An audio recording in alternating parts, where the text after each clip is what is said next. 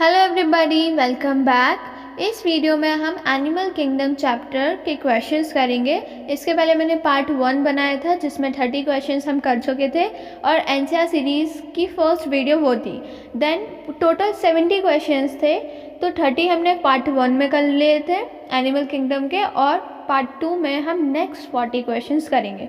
तो 30 + 40 70 हो जाएंगे।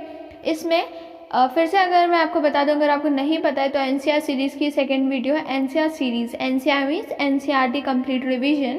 इसमें ये होगा कि जो भी चैप्टर के हम क्वेश्चंस करेंगे उसमें 1 वर्ड आंसर, 2 वर्ड आंसर या ट्रू फॉल्स इस टाइप के आंसर रहेंगे। उससे क्या होगा, उस चैप्टर का हमारा रिविजन होता जाएगा और चैप्टर भी कंप्लीट होता जाएगा। ठीक है, तो 30 क्वेश्चंस हम कर चुके थे, ये है 31 नंबर से हम करेंगे आज।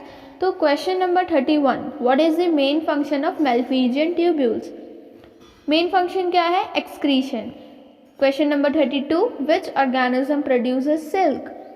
तो इसका आंसर होगा Bombyx. Then 33, which organisms produce lac. तो लेस्पर, या आप इसको जो भी प्रोनाउंस कर पाओ, वो मतलब अलग अलग प्रोनाउंसिएशन होता है ना, तो आप जो भी इसको प्रोनाउंस करो।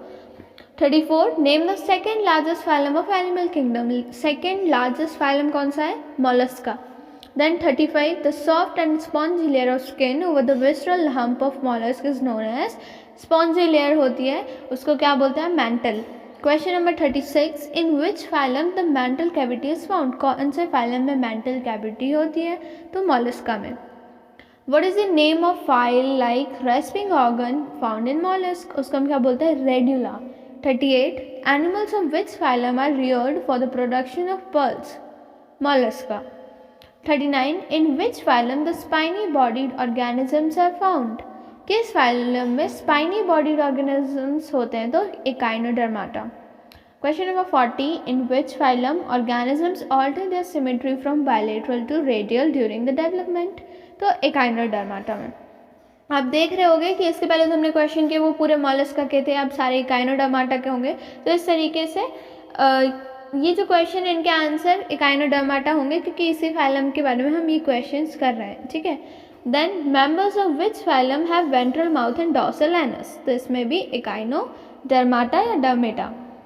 42, water vascular system is a characteristic of which phylum. Echinodermata.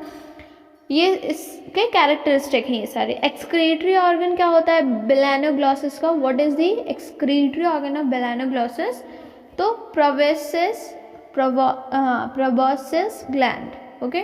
44, which subphyla classified under protochordates. तो urochordata and cephalochordata. 45, in which subphylum notochord is present only in a larval tail. Urochordata में। 46, in which subphylum notochord extends from head to tail and persistent through the life? Cephalochordata. 47, in which subphylum notochord is replaced by vertebral column? Vertebrata. Or 48, animals of which class possess a sucking and circular mouth without jaws? Cyclostomata. 49, in which class of fishes mouth is located ventrally? Chondrichthyes. 50, which types of scales are found on the body of cartilaginous fishes? कौन से scales present होते हैं उनके मतलब body surface पे? cartilaginous fishes के body surface पर किस type के scales होते हैं, तो placoid scales. Then in which class of fishes notochord is persistent throughout the life? Chondrichthyes. Teeth in cartilaginous fishes are formed due to modification of which type of scales? Placoid scales. Then, what is the name of structure that prevents the bony fishes from sinking? Air bladder. 54, why cartilaginous fishes have to swim constantly? Because they lack air bladder. 55, name a fish which has electric organ. ऐसे ही fish का name बताओ जिसके पास क्या होता है, electric organ होता है, उसका नाम है torpedo. Question number 56, name a fish which possess poisonous sting. ट्राइगन।